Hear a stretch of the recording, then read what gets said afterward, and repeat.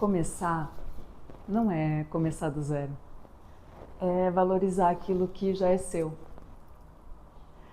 Foi pensando nisso que eu resolvi começar a gravar esses vídeos aqui para poder dividir com você um pouquinho do que eu estou vivendo na minha vida pessoal e mostrar como isso impacta no ambiente que eu vivo e, consequentemente, no meu trabalho. Eu acho que é um novo olhar sobre a forma com que eu vejo o design e um novo olhar sobre a nossa casa.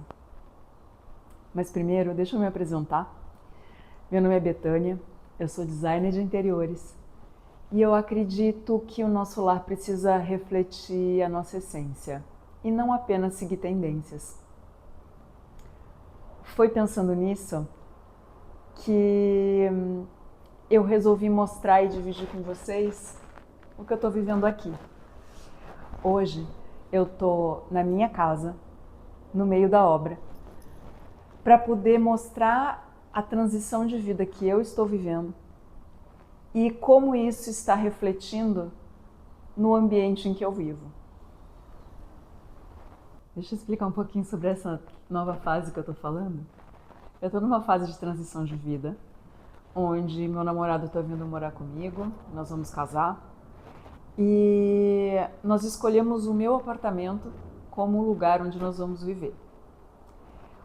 Esse apartamento, ele já estava mobiliado, ele já estava montado, mas ele tinha a minha cara, ele tinha a minha essência. E entender que esse espaço precisava ser modificado para poder recebê-lo foi o primeiro passo para que toda essa transformação acontecesse. Porque eu entendo que eu não queria que ele sentisse que ele estava invadindo o meu espaço e da mesma forma eu não queria a sensação de que o meu espaço foi invadido. Então nós sentamos para analisar aquilo que aqui dentro fazia sentido permanecer, aquilo que poderia ser modificado e assim nós chegarmos num consenso sobre o que fica, o que sai, o que nos representa como casal e aquilo que teria a identidade dele, para que também pudesse ser inserido dentro desse espaço. Sempre que eu faço o projeto dos meus clientes, eu acredito que ele tem que se identificar ali. Ele tem que enxergar na casa o seu próprio refúgio, o lugar que recarrega as baterias dele. E nada mais justo do que eu fazer exatamente a mesma coisa na minha casa. Então, ao longo das próximas semanas, eu vou mostrar para vocês o passo a passo daquilo que eu estou vivendo aqui no meu lar, quais foram as coisas que a gente realmente resolveu mudar e como essa transformação toda começou, para que você possa pegar minha vida emprestada e ver como isso reflete na vida que você está vivendo. Eu acredito que o ambiente, e isso não só a casa, mas o ambiente que a gente vive como um todo, seja no trabalho, seja as pessoas que a gente coloca na nossa vida, familiar, no trabalho, elas impactam diretamente aquilo que nós vivemos e aquilo que nós acreditamos que merecemos viver. Então, eu não queria que aquilo que nós temos hoje aqui fosse uma barreira para o nosso relacionamento. Nós precisávamos fazer com que a casa funcionasse para nós dois, para que essa fase de transição de nós somos namorados para a vida de casado, e nós dois já fomos casados antes, então a gente sabe como é essa transformação, para que isso não fosse uma barreira entre a gente, e sim fosse um fator de união. Eu vou trazer as experiências aqui, eu vou mostrar para vocês aquilo que a gente realmente resolveu mudar. Não é porque era um apartamento de uma designer que não tinha coisas que não funcionavam, porque eu acho que por mais que tudo antes tivesse sido projetado, a gente, ao longo da vivência, a gente vai entendendo quais são os fluxos, quais são as coisas que nós temos em volta da gente que funcionam e até aquilo que a gente achou que poderia funcionar, mas que a depender da fase da vida deixa de funcionar pra gente. Então não é por conta de eu ser designer que era tudo perfeito. E facilitou esse olhar da transformação, esse olhar do que já precisava ser feito, do que já precisava ser inserido, para que fosse o ponto de partida, para a gente saber para onde a gente ia seguir. Então, eu vou fazer questionamentos para você aqui, para que você consiga entender em que momento de vida você está, em que fase de transformação você está vivendo na sua vida. Se de repente o ambiente em que você está inserido, ele está te impulsionando nessa nova fase, ou se ele está de alguma forma te segurando. Mas mais do que filosofia, eu quero trazer aqui também um novo olhar sobre o próprio lar e dicas práticas do que você pode fazer na sua casa para que ela realmente te represente. Eu comecei o vídeo falando que recomeçar não é começar do zero. Então vamos utilizar toda essa bagagem que você já tem, todas as memórias que você já tem do lar, como o gancho para você poder reconstruir ou construir a partir de agora aquilo que te representa. Para não dizer que a gente está saindo desse primeiro vídeo já sem uma dica prática, digamos assim, e já que eu comecei explicando da minha vida e falando a fase com que eu estou vivendo, eu acho que o primeiro passo aqui foi a gente entender o que era bom, o que nos representava na minha casa e na dele, o que deveria ficar e o que deveria ser descartado. Quando você identifica itens que permanecem, e eles até podem ser remanejados ao longo dos ambientes, de repente trocados aqui, por exemplo, vocês vão ver que a gente tirou um sofá que era da Sara e levou para um dos escritórios.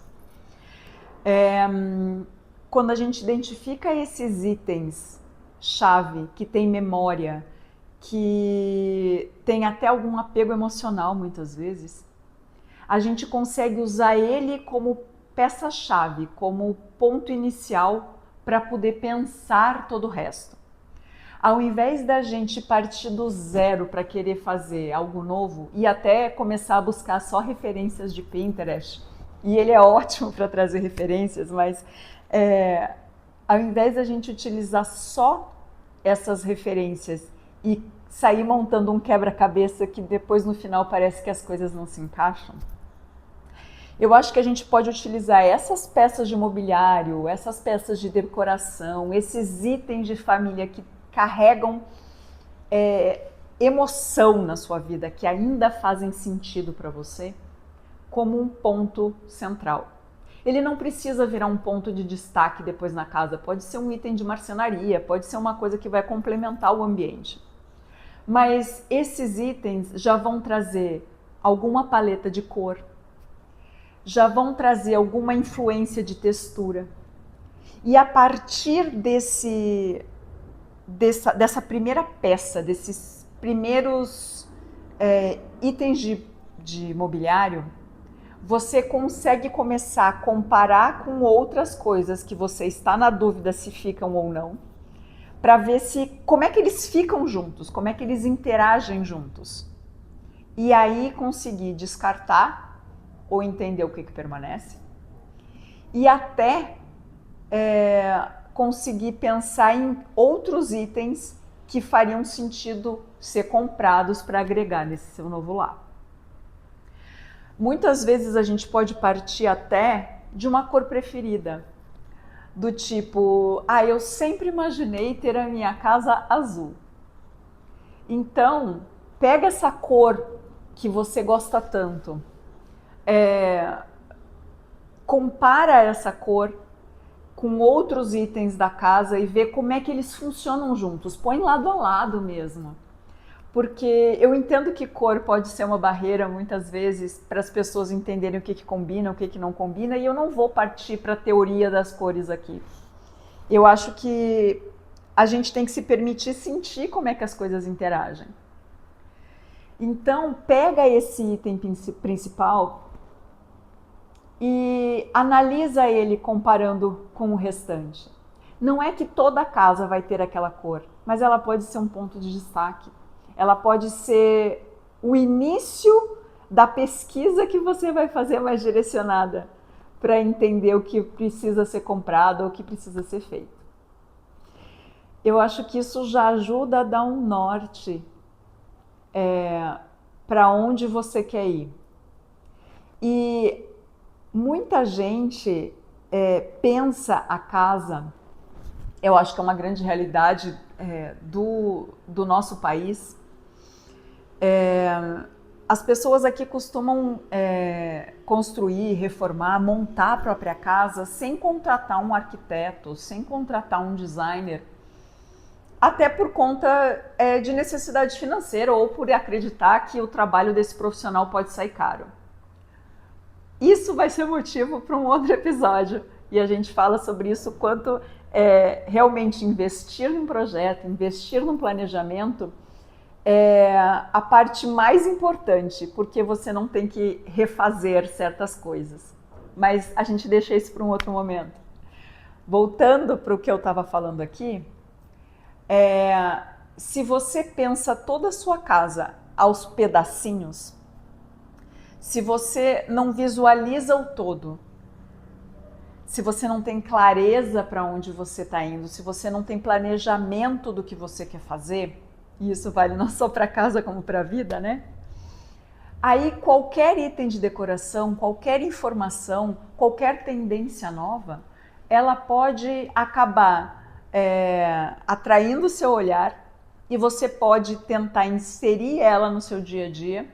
E aí, no final das contas, quando você olha em volta, você vê que nada conversa com nada. Que a sala não tem a mesma linguagem do quarto, que o sofá que você comprou não conversa com as mesas da cadeira de jantar, as cadeiras da mesa de jantar. E de repente, se você tiver um pouquinho de planejamento, que é isso que eu estou sugerindo, um pouquinho de clareza naquilo que realmente precisa ficar e naquilo que realmente te representa como estilo, aí você vai saber para onde você pode seguir. Vai ficar mais fácil fazer o filtro daquilo que, mais do que aquilo que entra, daquilo que não deve entrar. Eu espero que essa dica possa ter te ajudado. Eu espero que você consiga, a partir disso, ter um novo olhar para aquilo que está à tua volta. E, mais do que tudo, eu espero que você me acompanhe ao longo dessas próximas semanas, em todas as mudanças que vão acontecer aqui em casa. E que elas possam, de alguma forma, servir de inspiração para você. Naquilo que você pretende fazer na sua vida também. Então, conforme a gente for seguindo com os episódios aqui ao longo das próximas semanas, eu vou trazendo alguns insights em cima daquilo que eu estou mostrando para vocês, seja em matéria de pintura, marcenaria, decoração, escolha de mobiliário. Eu vou trazendo algumas coisas que podem fazer com que fique mais fácil as suas escolhas por aí. E se você também estiver nessa fase de transformação de vida, de repente a gente vai trocando aqui figurinhas e eu vou vendo como eu consigo te ajudar, baseado naquilo que eu mesma estou vivendo. Eu acho que eu não estou aqui para apontar aquilo que está de errado na sua casa ou os erros que você pode ter cometido por aí. Mas eu tô aqui para te ajudar a valorizar aquilo que já é seu. Te vejo na próxima.